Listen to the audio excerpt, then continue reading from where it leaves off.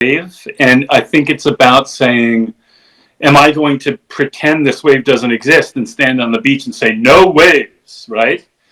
Or am I going to say, okay, well, how do I adapt my storytelling into the future that's going to be inevitably coming, right? So I think the latter is the way to go. So I think you have to find other ways to inject your own creativity into stories. And I think you can do that by being yourself and by telling your own personal story. AI can't feel for you, right? They could write, it can write scenes. It can construct things from its, vast well of knowledge or information, I should say, not really knowledge.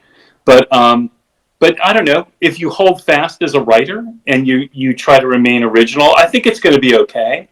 I don't think it has to be this giant evil thing coming or anything like that. I think eventually it'll find its place and writers will find their places, but I think people with original voices are not threatened because you cannot, right? Isn't it true that, AI only exists from what is put into it? In other words, right, it has to be fed like an animal, and then that has power because it then disseminates that information. Well, if your story is your story alone, and if your point of view is an original point of view, AI can't replicate that. It can do the structural replication. It can write a scene. If you say, write a scene about a boy and a girl who are breaking up on a bench, it can do that. But can it write